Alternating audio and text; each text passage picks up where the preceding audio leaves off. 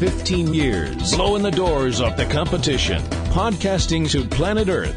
PNRNetworks.com. This podcast is a member of the Blueberry Network. Blueberry. No E's. That's Blueberry, BLUBRRY.com. Blueberry.com. This podcast is a proud member of the Lamb Podcasting Network.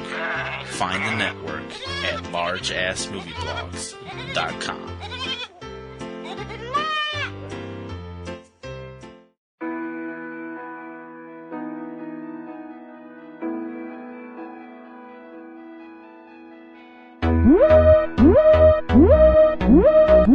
This is a Class 1 emergency. All civilian traffic is barred from streets and highways. Stay in your homes. Stay in your homes. Stay in your homes. Repeat, this is a Class 1 emergency. All civilian traffic is barred from streets and highways.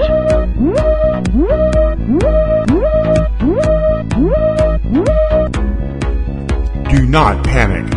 Do not panic. We've got the quirky films for your quarantine blues. Subject Cinema presents Captive Audience Theater with T.C. Kirkham and Kim Brown.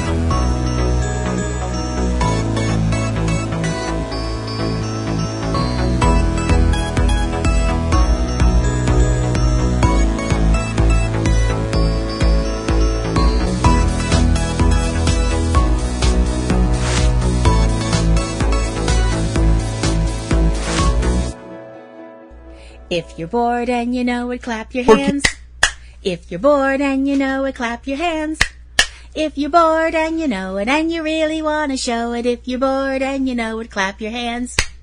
If you're sick of this... What? One verse is enough. Thank you. You said I could open the show however I wanted to. I don't want to listen to this stupid song that's been usurped by parrots on YouTube, okay? Fine. Welcome to Captive Audience Theater, presented by Subject Cinema. I'm T.C. Kirkham. Hi, I'm Kim Brown. Oh, God, it's been a fun few weeks, hasn't it, folks? If you're cracking up and you know it, clap your hands. No. We should have done a golf clap anyway. It's supposed to be quiet, you know. Anyway, this is all about bad movies for real people. Yes.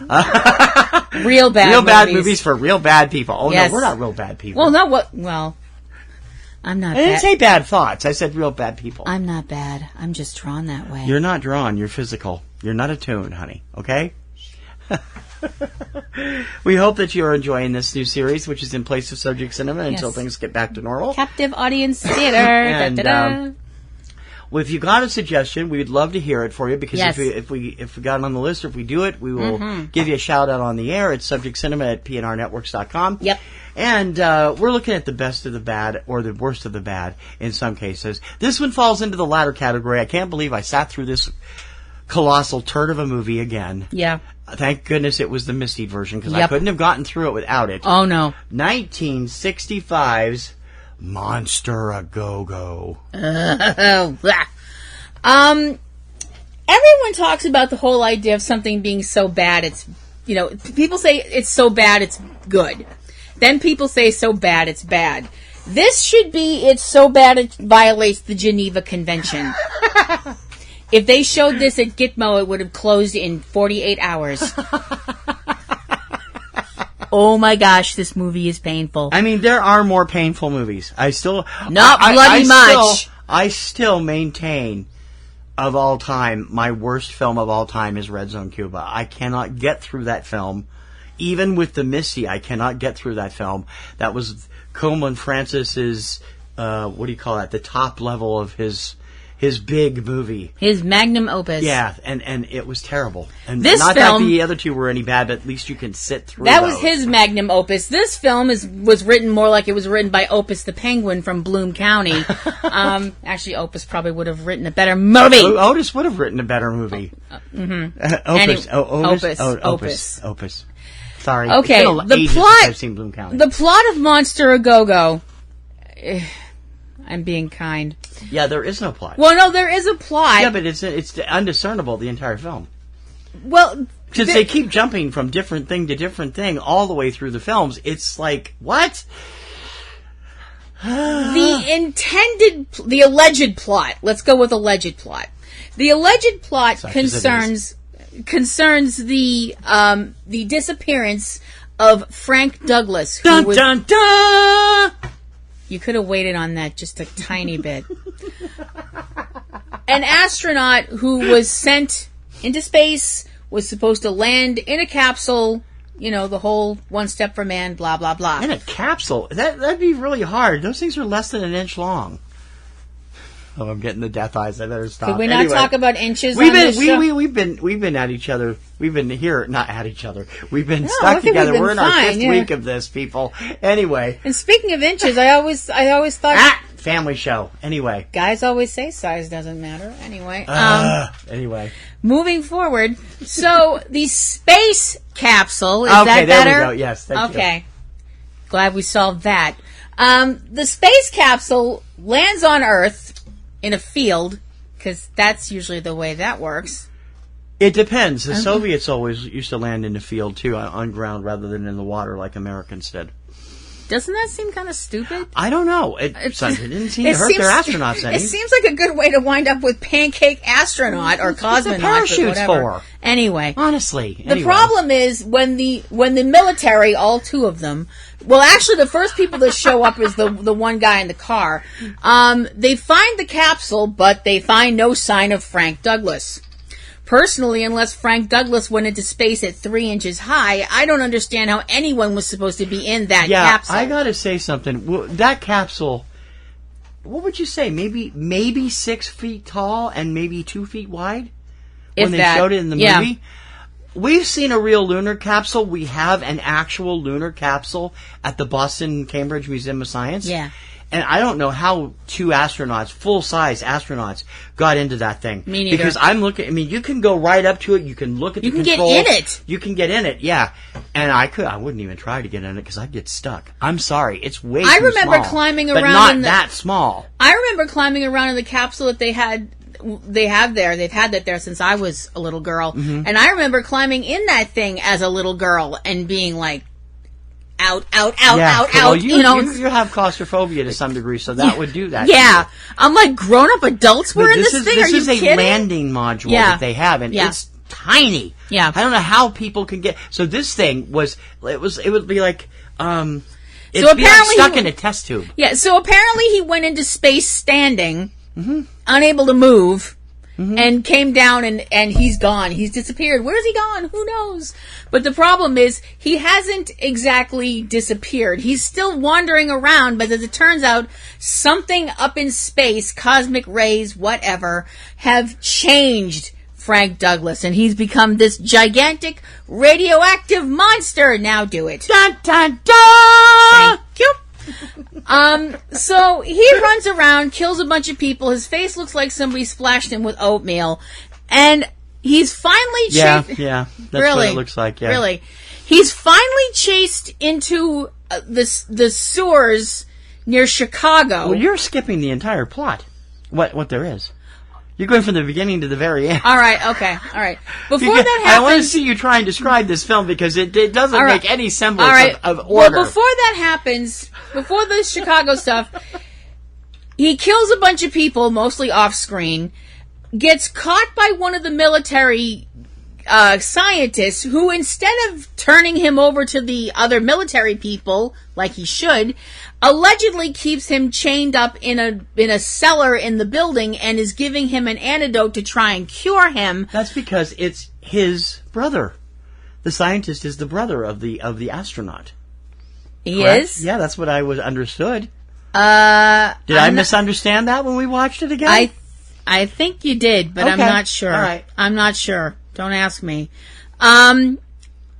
So the thing is, the scientist keeps giving him an antidote, but the antidote only works for a little bit of time, and the amount of time that it works keeps getting shorter and shorter and shorter. And eventually the monster breaks out and escapes. Now, all of this stuff that I've just explained to you, we don't see a mother fudging bit of it. This all happens from being told this when the one scientist is speaking to another scientist. Well, I did this, but then he escaped. Now, I'm not telling people how to make their film, goodness knows, but don't you think that, I don't know, maybe I'm blue skying here, it might have been a good idea to show us some of that? Just a little bit of it? Maybe? Possibly? I don't think they had the budget for it. They ran out of money. No! They ran out of money making this film. That's how come Herschel Gordon Lewis got his hands on it. We'll get to that in a minute. Yeah. So, now can I get to the other part? Yes, now you can do the end of it. So, the monster escapes, kills a bunch of people. Again, we don't see it. It winds up running through the sewers of Chicago, under Chicago. The cops are chasing after it, and all of a sudden, as they're chasing it, it's gone. The monster that was the astronaut has disappeared. As if a switch had been turned, as if an eye had been blinked, as if some phantom force in the universe had made a move eons beyond our comprehension. Suddenly, there was no trail. There was no giant, no monster, no thing called Douglas to be followed. There was nothing in the tunnel but the puzzled men of courage who suddenly found themselves alone with shadows and darkness. Yeah. That was all stuff that was actually being said. This is from the narration. That's the narration, which we're That's all... we haven't got to the other half yet. Oh, hold on to your Argyles, kids. The narrator gave us all that information, presumably with a straight face. It would have been, because the narrator was the producer of the film. Yeah. Bill Rebane. The scientists, who have been also tracking Douglas, they get a telegram. And now the telegram we do see. The telegram says that this astronaut has been found alive in the North Atlantic Sea, because that's where apparently, we're assuming that's where the capsule really splashed down. Or they don't say he's actually swimming around in the North Sea when he's found, because that would be very unpleasant. That is not warm water. With the telegram, one cloud lifts and another descends. Astronaut Frank Douglas rescued, alive, well, and of normal size, some 8,000 miles away, in a lifeboat, with no memory of where he has been or how he was separated from his capsule. Yeah, so. Then who or what has landed here? Is it here yet? Or has the cosmic switch been pulled?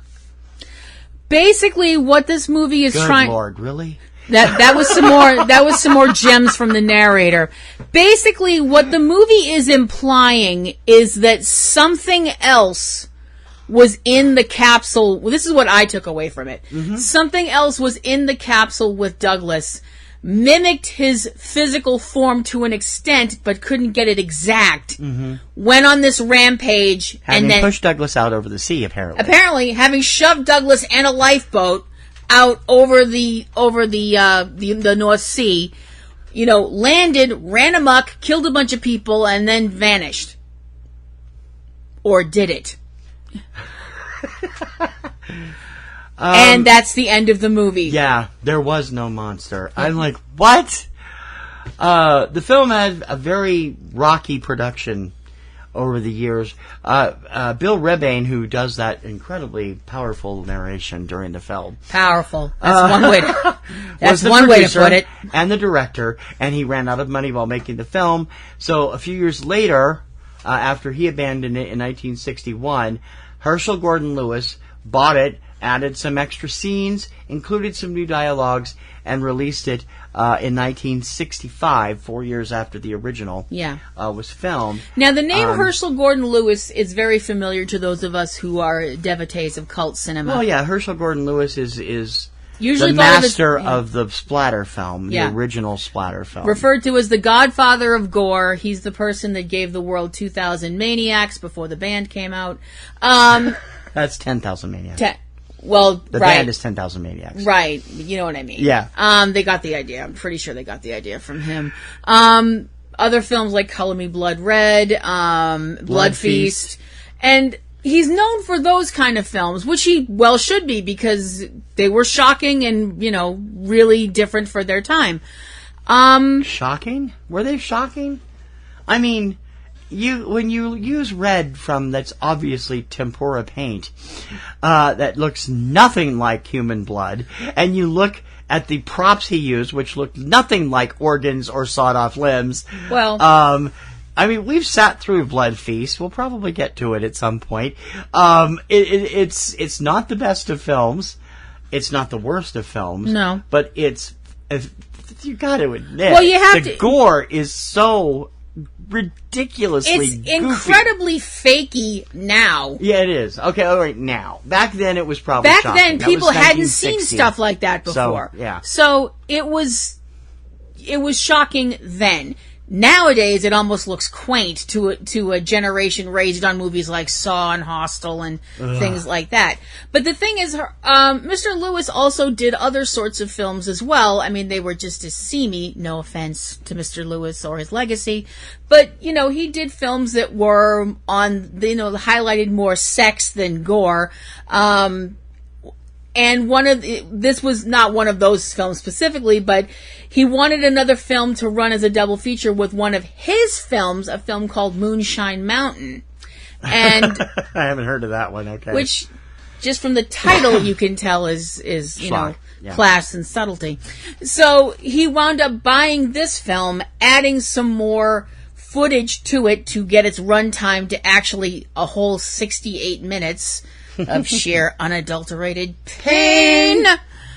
The problem Where's is Maria Sirtis when you need her? Well, that's actually interesting since we both thought the guy in this, the monster in this film resembled Mr. Hom. Hi, Carol, if you're out there. But the problem was, like you mentioned, he had this footage from this film that the Mr. Rebane first started, ran out of money. So now Mr. Lewis buys the film, adds some stuff to it, and realizes that, okay, well, some of these actors, they're couldn't find them, I guess, couldn't use them, I don't know what happened. So we wound up having people come into the film that looked nothing like the other characters that had been earlier in the film. Oh my God, this movie is so badly put together. You're going from scene to scene, and you can tell what was filmed originally and what Lewis filmed later. Yeah. And the stuff that Lewis filmed later doesn't really make any sense as far as the context of the original film. This and film, it's like, my Lord, really? Now everybody talks about the W's, who, what, where, when, why, and all that kind of stuff. This is the F film. Uh-huh. The reason that this is the F film is because yes. sit there going, who the F is that? Where the F did the other guy go? What the F is the plot? And by the end of this, you're going, F you movie! Especially when you actually sit there and realize what just got said about there was no monster, blah, blah, blah, blah, blah. It's like, are you serious? I know, the first time we saw this, we were so pissed. I mean, we were so pissed, and it's even with the Misty version, and the Misty version is the only tolerable version, and you can catch it on Shout Factory if you have their website, if you're on their channel, their app from Roku or Apple TV or any of those. You can get their stuff, and you can watch it there for free. And don't try to watch this without that because it's unbearable. Just to give, I think, what would be the epitome of how bad and cheap this film is. Mm-hmm. When you have a scene where you can't even afford a telephone noise. When you can't afford the Foley for a telephone ringing. Mumble. Ring. Oh my Lord. It's like, are you kidding me? From someone off camera. You're sitting there going, sweet baby penguins. Even Coleman Francis did the right Foley stuff, for Pete's sake. You're just sitting there going, oh my gosh.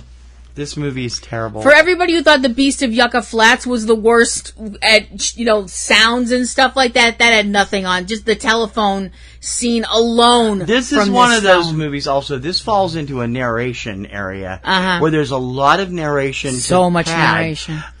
It's like Beast of Yucca Flats, but mostly more like Creeping Terror, which supposedly lost their soundtrack in Lake Tahoe. And it's a terrible film, too. They're all terrible films. Could you imagine? Seriously. Those poor fish swimming around Lake Tahoe and they have that stuff dumped in. That's worse than toxic waste. Eek. It is toxic waste. If it was on old nitrate stock, then it probably just turned into toxic sludge at some point. Oh, dear. Oh. And the title of this, Monster A Go-Go. Now, you can definitely tell this is a product of its time. There's Just the one title. one scene near the beginning of the film where kids, quote unquote, kids are dancing. Mm-hmm. Nope, sorry. Nope. That's a Lewis entry, and it's like really obvious. Yeah. Close-ups of girls shaking their butts. One girl, like, shaking her goodies in the camera in the front, and I'm just like, oh man, kids were dying in Vietnam and this stuff's going on. I don't believe this. It's scary that the original director, Bill Rebane, has released a special collector's edition of this film through Synergy Entertainment. I don't know whether it's still available or not, but I really don't think I could see what a collector's edition could possibly have on this. Commentary is not going to save this film. You often hear about people going to a film and being dissatisfied, and they'll come out and say, I want my money back. Mm-hmm. If somebody actually went to this film and, I would think they would come out saying, I want my money back and I want compensation. For my time. I want a good psychiatrist's phone number. This film should be arrested for impersonating a film. It really should. So where would we want to categorize this? I don't know. Where are you going to categorize this? I think we're going to put this under the category that this is going under, because we are cataloging all of these films. Because our initials, Captive Audience Theater, are CAT. Yes, so her idea. We figured we'd come up with a perfect place to put this. Gimmick type. Anyway. Yeah. The category for this is jumping on the bandwagon. This was a film that was desperately trying to be both a teen film, fail, and a monster film, fail, and a science fiction film, fail. Yep. So it's failure, failure, failure all around. Yeah. It is. But Monster A Go-Go, you can get it. It's probably available on most outlets. You can definitely find it, the Mystery Science Theater 2000 edition, on Shout Factory's app, and it's free, and it's worth it because Joel and the bots do have a little bit of crazy fun with it. Yes. And there's a terrible circus on ice short with it also. Yes, and we definitely think that you should check it out, because here at Captive Audience Theater, what do we always say? If we have to suffer, you have to suffer. And we also hope that you'll check out the other shows that are part of our little island of misfit toys. We are missing a few shows right now. 3 Minute Weekend is currently out of production due to the theater situation. Same with Platinum Rose's Garden, because Supernatural has not yet aired any more new episodes. They're holding them until they finish filming. But we will have Ring Around the Rosie is up on Tuesdays mostly. 3 Minute Tuesday Digitex is up every Tuesday. We're going to have this up a couple of times a week, maybe 3. We'll see what happens. I also have all of our website stuff is also going on, including my ongoing coverage of Eurovision, even though it's been canceled. All that at various sites, including eCinema 1, eCinema Boston, The Kirkham Report, Planet Biblio Musica, Ring Around the Rosie, and Catastrophe Vortex returns May 18th. I also do have a YouTube channel called Platinum Rose's Roleplay. She's done a few over there, too. I've done a few role plays that I've written, and I hope you'll go and check them out. If you'd like to follow me on Twitter, you can do that at PlatinumRoselle@Twitter.com. I'm at eCinema1.com, and you can also follow us on Instagram at Instagram.com/PNRNetworks, and on Facebook at Popcorn and Roses. That is our official site, and it should lead you to my site. I'm not sure about yours. No. But you're Kim Brown something, got a bunch of numbers up there, but there's links up on the site so you can find them. And if you have a bad movie you'd like to recommend, please recommend it to us. What email should they send that subjectcinema@PNRNetworks.com. And I think that ought to do it for another show. I think so too. We'll be back with more of these painful movies for you on Subject Cinema Presents Captive Audience Theater in the near future. Until then, I'm T.C. Kirkham. I'm Kim Brown. May your popcorn always be buttered. And may your roses always be in bloom. TTFN. Bye now.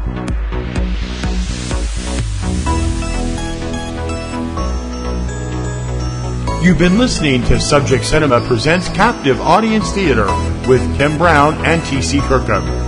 Produced by PNR Networks, Boston, Massachusetts.